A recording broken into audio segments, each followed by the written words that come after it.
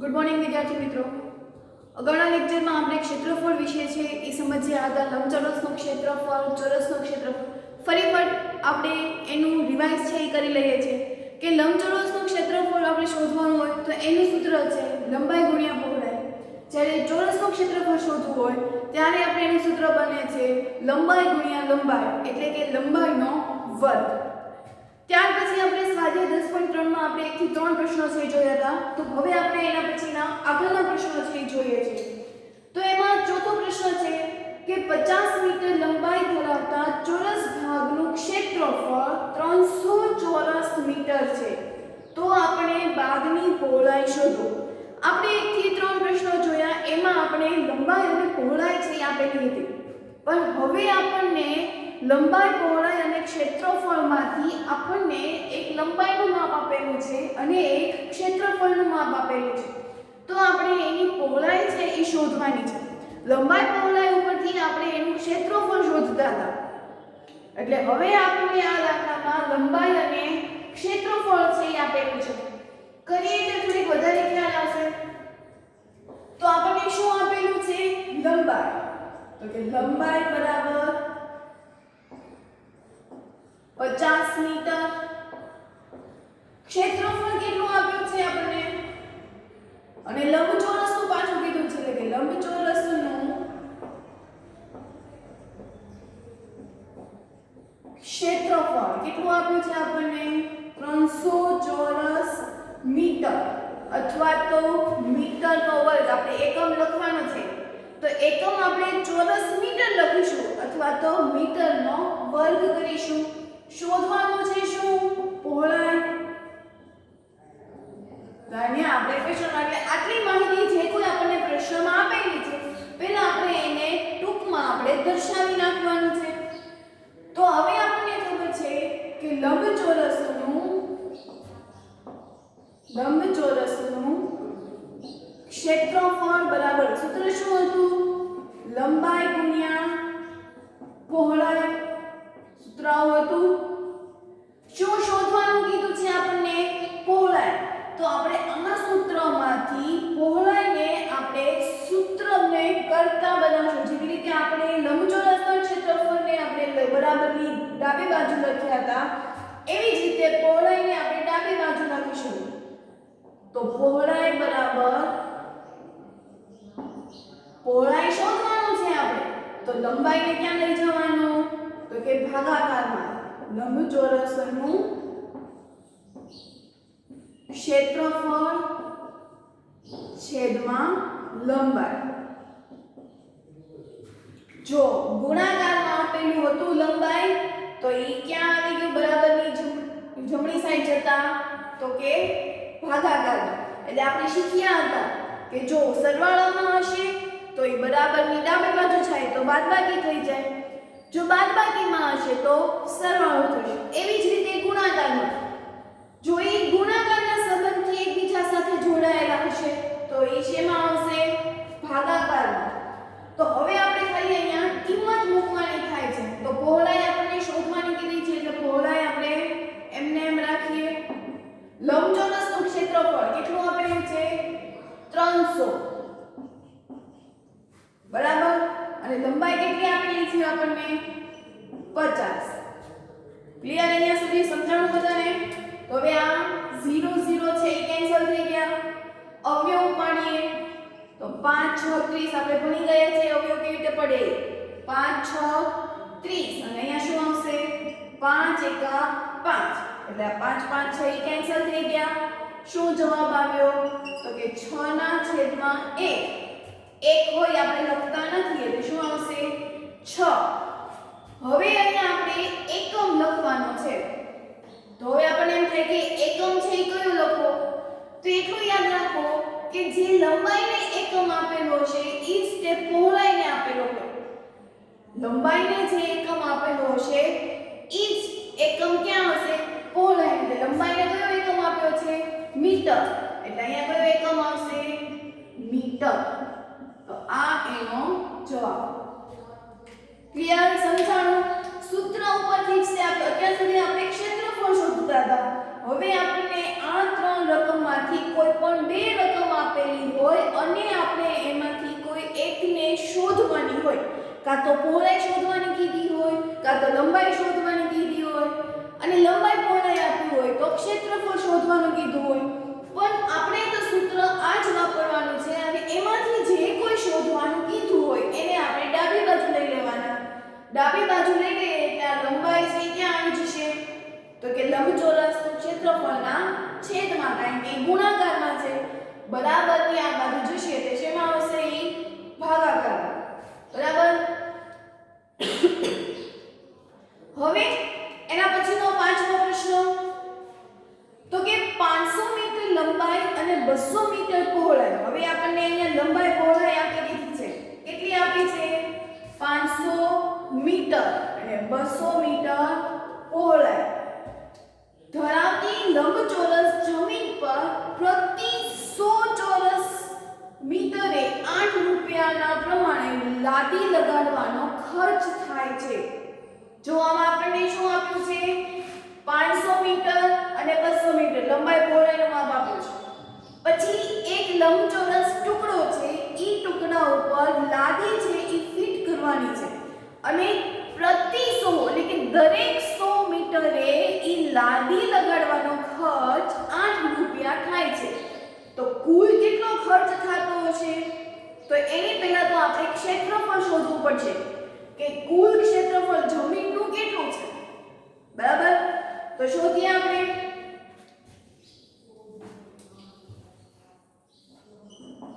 શું આપેલું છે આપણને? લંબાઈ. તો કે લંબાઈ બરાબર 500 મીટર. પછી પહોળાઈ 200 મીટર. તો ક્ષેત્રફળ શોધવું પડશે લંબચોરસનું. તો લંબચોરસનું ક્ષેત્રફળ બરાબર લંબાઈ ગુણ્યા પહોળાઈ. લંબાઈ કેટલી આપી છે? 500. પહોળાઈ 200. એટલે આપણે 5 દુ 10 અંકનો ગુણાકાર કરી નાખવાનો પહેલા. 5 દુ 10 અને પાછળ કેટલા ઝીરો છે? તો કે 4. 1 2 3 4. ત્યારે ગુણાકાર કરવા બેસાય નહીં. જ્યારે પણ આવી શૂન્યવાળી રકમ આવે છે ત્યારે ખાલી અંકનો ગુણાકાર કરી નાખવાનો, એટલે કે 5 અને 2 નો ગુણાકાર કરી નાખવાનો. એટલે 5 દુ 10 પાછળ 0 છે એ લગાડી દેવાના. એટલે 1,00,000 મીટર સ્ક્વેર, અથવા તો શું લખીશું આપણે ત્યાં? ચોરસ મીટર. એકમ આવશે ને, એટલે ક્ષેત્રફળ હશે તો ચોરસ મીટર અથવા તો મીટરનો વર્ગ આવશે. તો અહીંયા આપણને ક્ષેત્રફળ છે મળી ગયું. પણ હજી આપણને એવું પૂછ્યું છે કે દર ચોરસ મીટરે જેટલા ચોરસ મીટર છે એ બધાને લગાડવાનો છે. એક જમીનનો ટુકડો છે અને એના ઉપર લાદી છે એ લગાડવાની છે. તો પ્રતિ ચોરસ 100 ચોરસ મીટર એટલે હવે આપણે અહીંયા ત્રિરાશિ મૂકવી પડશે. શું ત્રિરાશિ મૂકીશું? તો 100 મીટરે લાદી લગાડવાનો ખર્ચ કેટલા રૂપિયા થાય છે? તો કે 8 રૂપિયા. બરાબર. આપણી પાસે કેટલા ચોરસ મીટર આવ્યું? તો કે 1,00,000 ચોરસ મીટર. તો 1,00,000 ચોરસ મીટરે લાદી લગાડવાનો ખર્ચ કેટલા રૂપિયા થાય?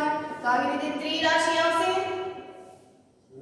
તો ત્રિરાશિમાં સામસામેનો ગુણાકાર કરવાનો, એટલે કે 1,00,000 ગુણ્યા 8 છેદમાં 100. અને હવે અહીંયા આપણે છેદ ઉડાડવાના. તો 0 0 0 કેન્સલ થઈ ગયા. શું આવ્યું ઉપર? તો કે 1000 ગુણ્યા 8 એટલે પાછો અહીંયા અંકનો ગુણાકાર, એટલે 1 * 8 પાછળ 0 છે ઈ લગાડી દેવાના. એટલે કે 800 રૂપિયા છે એનો ખર્ચ છે ઈ થશે. તો આ આપણે લાદી લગાડવાનો ખર્ચ છે એ કેટલો થશે? તો કે 8000. બરાબર. તો હવે એના પછી આપણે છઠ્ઠો પ્રશ્ન છે એ કરીએ. હવે એના પછીનો છઠ્ઠો પ્રશ્ન કે એક ટેબલના ઉપરની સપાટીનું માપ 2 મીટર અને 1 મીટર 50 સેમી છે. હવે આપણે આકૃતિ દોરીએ એટલે થોડું વધારે ક્લિયર થશે. ધારો કે આ એક લંબચોરસ ટેબલ છે, એની ઉપરની સપાટી છે, બરાબર. એમાંથી કોઈ એકનું માપ, હવે લંબાઈ પહોળાઈ આપણને અહીંયા એવું કીધું નથી કે આ માપ લંબાઈનું છે કે આ માપ આપણે પહોળાઈનું છે. એટલે આપણે અહીંયા ધારી લઈએ કે ધારો કે આ બાજુનું માપ છે એ 2 મીટર છે અને આ બાજુનું માપ છે એ 1 મીટર અને 50 સેમી છે. 1 મીટર અને 50 સેમી છે. તો આપણે આનું ક્ષેત્રફળ છે એ શોધવાનું છે. તો અહીંયા આપણે લખીએ કે ધારો કે લંબાઈ બરાબર 1 મીટર, લંબાઈ બરાબર 1 મીટર અને પહોળાઈ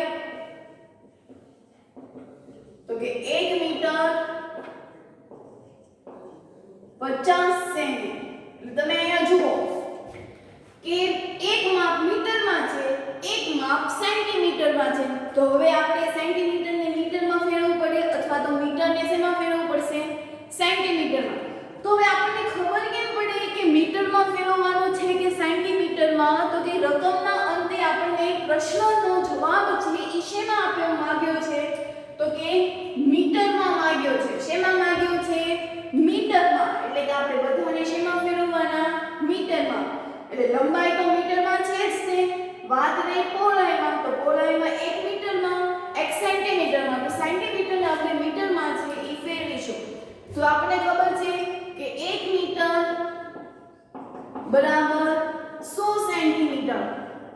1 મીટર બરાબર 100 સેન્ટીમીટર. તો 50 સેન્ટીમીટર હોય ત્યારે કેટલા મીટર થાય? એવી ત્રિરાશિ થાય.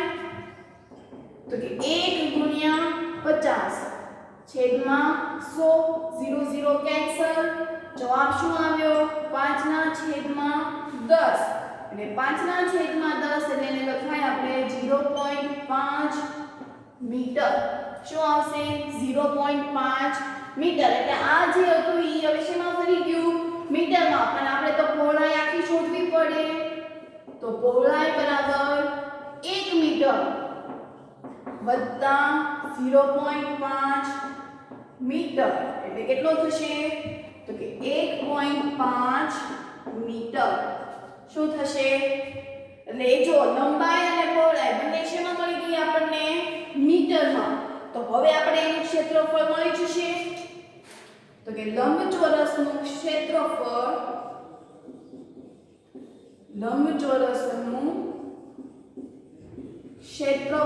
બરાબર લંબાઈ ગુણ્યા પહોળાઈ. લંબાઈ ગુણ્યા પહોળાઈ. લંબાઈ કેટલું આપ્યું છે? 1 મીટર અને પહોળાઈ 1.5 મીટર. તો 1 ગુણ્યા 1.5. જેવી રીતે આપણે અહીંયા કરીએ 2 ગુણ્યા 1 તો જવાબ આવશે 2. 3 ગુણ્યા 1 એટલે જવાબ આવે 3. તો 1.5 ગુણ્યા 1 તો જવાબ શું આવશે? 1.5. બરાબર. તો આનું શું આવ્યું? 1.5 મીટરનો વર્ગ અથવા તો ચોરસ મીટર. કેમ કે મીટર 2 વાર થયા એટલે મીટરનો વર્ગ અથવા તો ચોરસ મીટર. ક્લિયર? સમજાવવાનું છે દાખલો. આપણે ખાલી ક્ષેત્રફળ છે શોધવાનું હતું અને ઈ પણ શેમાં શોધવાનું હતું? મીટરમાં. એટલે આપણે બધાને શેમાં ફેરવવા પડશે? મીટરમાં. એના પછીનો 7મો પ્રશ્ન. તો એ 7મા પ્રશ્નમાં આપણે કીધું છે કે એક ઓરડાની લંબાઈ 4 મીટર અને પહોળાઈ 3 મીટર અને 50 સેમી છે. ઓરડાના આખા ભોંયતળિયાને ઢાંકવા માટે કેટલા ચોરસ મીટર ક્ષેત્રંજી એટલે કે જાજમ છે એ જોશે. એટલે આપણે જે ક્ષેત્રંજી પાથરવાની છે ઓરડામાં એનું માપ છે એ આપણે જોવાનું છે. તો જોઈએ આપણે એમાં પણ 7મો દાખલો. તો પહેલા તો આપણે ઓરડાનું ક્ષેત્રફળ છે એ શોધી નાખીએ. એમાં પણ આપણને લંબાઈ આપી છે ઓરડાની. તો ઓરડાની લંબાઈ એટલે 4 મીટર.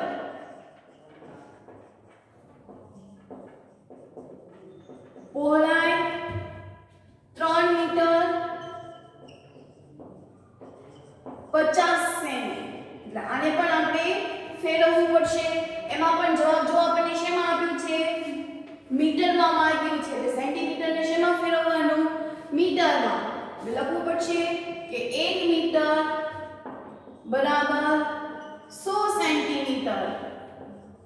તો 50 સેન્ટીમીટર હોય ત્યારે કેટલા મીટર થશે? એટલે કે 50 ગુણ્યા 1 છેદમાં 100. 0 0 કેન્સલ. જવાબ આવ્યો 5 ના છેદમાં 10 એટલે 0.5 મીટર. શેમાં ફરી ગયું હવે? મીટરમાં. તો ફરી પાછો આનો સરવાળો કરવો પડશે. તો કે પહોળાઈ બરાબર 3 મીટર વત્તા 0.5 મીટર એટલે કેટલો જવાબ આવશે? 3.5 મીટર. બરાબર. તો હવે આપણે ક્ષેત્રફળ છે એ શોધી નાખીએ. તો કે ઓરડાનું ક્ષેત્રફળ બરાબર ઓરડો કેવો હતો? લંબચોરસ. તો આપણે લંબચોરસનું ક્ષેત્રફળ લખીએ અથવા તો ઓરડાનું ક્ષેત્રફળ લખીએ. બંને એક જ થયું. ઓરડો પણ કેવો હતો? લંબચોરસ હતો. એટલે ઓરડાનું ક્ષેત્રફળ બરાબર લંબાઈ ગુણ્યા પહોળાઈ. લંબાઈ આપણને આપી છે 4 મીટર. પહોળાઈ આપી આપણને 3.5 મીટર. તો હવે આ બંનેનો શું કરવાનો? ગુણાકાર. તો 3.5 ગુણ્યા 4 5 ચોક 20 ની 0 વધી 2 પોઈન્ટ મૂકી દો. 4 તેરી 12 12 2 એટલે 14. કેટલું આવ્યું? 14 મીટર નો વર્ગ અથવા તો ચોરસ મીટર. ક્લિયર? તો ઈ ભોયતળિયાને ઢાંકવા માટે નીચેની જે જમીન છે એને ઢાંકવા માટે ક્ષેત્રંજી છે કેટલી જોશે? તો કે 14 મીટર સ્ક્વેર જેટલી. તો નીચે આપણે એક વિધાન લખીએ કે આ ભોયતળિયાને ઢાંકવા માટે 14 મીટર સ્ક્વેર જેટલી ક્ષેત્રંજી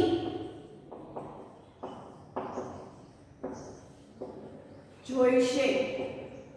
બરાબર. તો આવી રીતે આપણે ઓરડાના ઢાંકવા માટે કેટલા મીટરની ક્ષેત્રંજી જોશે? તો કે 14 મીટર સ્ક્વેર. હવે એના પછીનો આગળનો પ્રશ્ન છે જોઈએ. 8મો પ્રશ્ન છે કે એક ભોયતળિયાની લંબાઈ. હવે આપણે ભોયતળિયાની લંબાઈ આપી છે કે એક ભોયતળિયાની લંબાઈ 5 મીટર અને પહોળાઈ 4 મીટર છે. તેના પર 3 મીટર બાજુવાળી એક ચોરસ ક્ષેત્રંજી પાથરેલી છે. તો આ ક્ષેત્રંજી પાથર્યા સિવાયનું ક્ષેત્રફળ છે એ કેટલું થાય? આકૃતિ દોરીએ. તો ધારો કે આ ભોયતળિયું છે. બરાબર. એમાં એક ક્ષેત્રંજી છે એ પાથરેલી છે અને એ 3 મીટર જેટલી છે. એટલે આ 3 મીટર જેટલી એની ક્ષેત્રંજી. તો આપણે આ ક્ષેત્રંજી સિવાયનો બાકીનો ભાગ શોધવાનો છે. એટલે કે આ ભાગ આપણે શોધવાનો છે. તો એ કેવી રીતે શોધાય? તો આપણે એક કામ કરીએ. પહેલા આપણે ભોયતળિયાનું ક્ષેત્રફળ શોધી નાખીએ. પછી આ ક્ષેત્રંજીનું ક્ષેત્રફળ શોધી નાખીએ અને આ બાકીનો ભાગ શોધવાનો છે. તો આ બંને ક્ષેત્રફળને આપણે શું કરી નાખવાનું? બાદ. આપણે બાદ કરશું એટલે આપણે આ બાકીનો ભાગ છે એ મળે. કરીએ તો પહેલા આપણે ભોયતળિયા માટેની વાત કરીએ. તો ભોયતળિયાની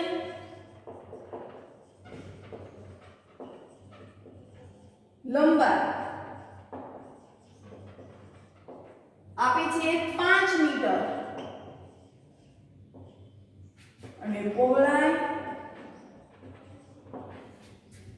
4 મીટર. ભોંયતળિયાનું ક્ષેત્રફળ શોધવું છે જે લંબચોરસ છે. તો ભોંયતળિયાનું ક્ષેત્રફળ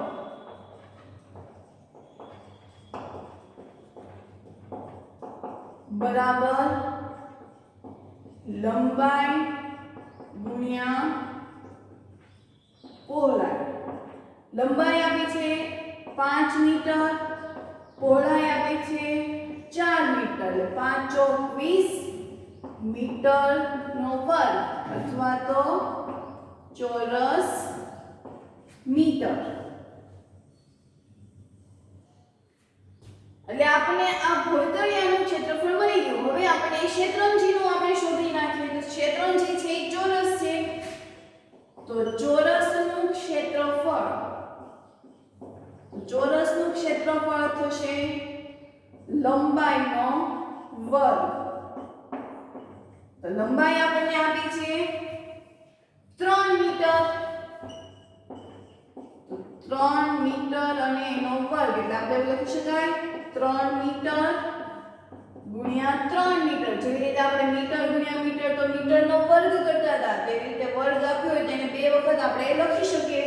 3 તેરી 9 મીટરનો વર્ગ. તો આપણે આ ચોરસનું શોધવાનું શું કીધું છે આપણે? તો કે પાથરિયા સિવાયનું ક્ષેત્રફળ, એટલે કે આ ભાગ શોધવાનો છે જે આપણે કાળી ઈંક પેનથી દર્શાવેલું છે. તો આપણે શું કરવું પડશે? આ ભોંયતળિયાના ક્ષેત્રફળમાંથી ચોરસનું ક્ષેત્રફળ બાદ કરવાનું. તો ક્ષેત્રંજી પાથરિયા સિવાયનું ક્ષેત્રફળ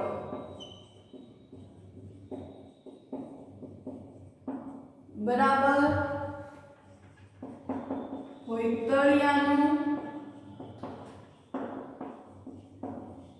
ક્ષેત્રફળ વત્તા માઈનસ ચોરસનું ક્ષેત્રફળ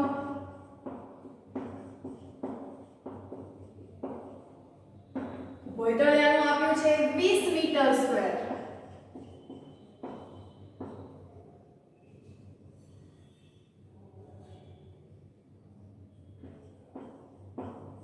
અને ચોરસનું આવ્યું 9 મીટર સ્ક્વેર.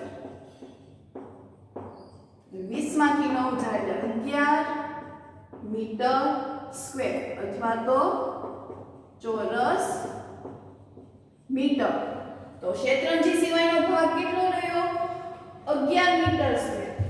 તો વિધાન લખી નાખીએ કે આમ ક્ષેત્રંજી સિવાયના ભાગનું ક્ષેત્રફળ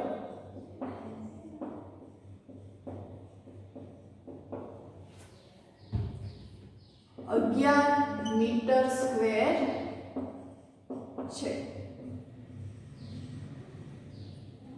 ક્લિયર? હવે એના પછીનો 9મો પ્રશ્ન છે એ જોઈએ. એના પછીનો 9મો પ્રશ્ન કે એક જમીનની લંબાઈ 5 મીટર અને પહોળાઈ 4 મીટર છે. તેમાં 1 મીટર લંબાઈની બાજુવાળા ચોરસ ફૂલના ક્યારા બનાવવામાં છે અને ઈ ક્યારા કુલ કેટલા છે? 5. કેટલા અહીંયા આપણને કીધેલા છે? 5. તો એ જમીનના બાકીના ભાગનું ક્ષેત્રફળ છે એ કેટલું થશે એ શોધવાનું છે. જેવી રીતે આપણે 8મો પ્રશ્ન કર્યો એવી જ રીતે 9મો પ્રશ્ન કરવાનો છે કે પહેલા તો જમીનની આપણું ક્ષેત્રફળ શોધી નાખીશું, પછી ફૂલનું ક્ષેત્રફળ શોધી નાખીશું અને એવા કેટલા ફૂલ કીધા છે? 5. તો જે કોઈ ફૂલનું ક્ષેત્રફળ મળશે એને ગુણ્યા શું કરી નાખવાનું? 5. અને પછી આપણે બાદબાકી છે કરી નાખવાની. તો પહેલા આપણે જમીનનું ક્ષેત્રફળ શોધી નાખીએ કે જમીનનું ક્ષેત્રફળ બરાબર લંબાઈ ગુણ્યા પહોળાઈ. એમાં આપણને જમીનની લંબાઈ આપી છે 5 મીટર અને પહોળાઈ આપણને આપી છે 4 મીટર.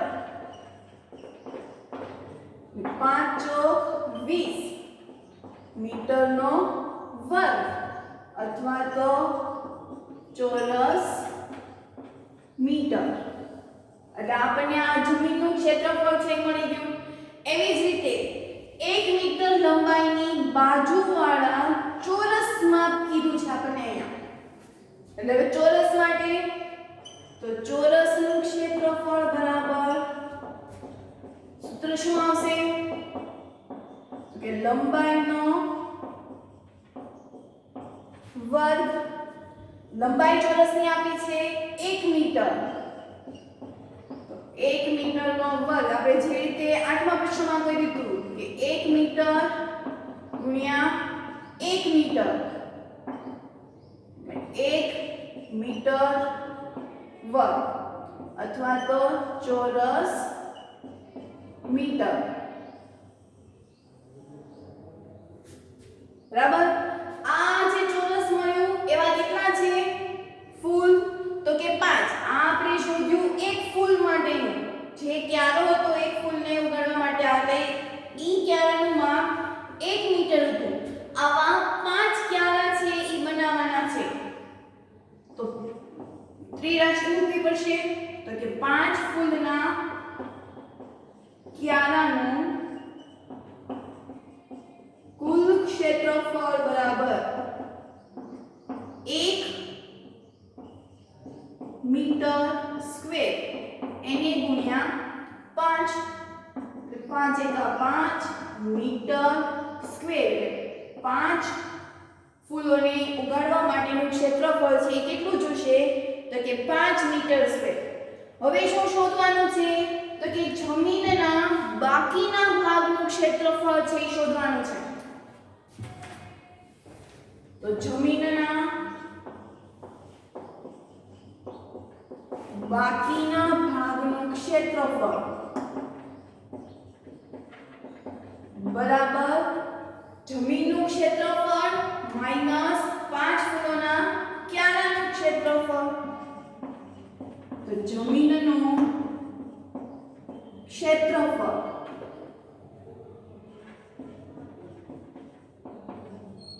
માઈનસ 5 ક્યારાના અથવા તો ક્યારાનું ક્ષેત્રફળ. જમીનનું ક્ષેત્રફળ આપશે આવ્યું 20 ચોરસ મીટર અથવા તો મીટર સ્ક્વેર માઈનસ 5 ક્યારાનું ક્ષેત્રફળ આવ્યું 5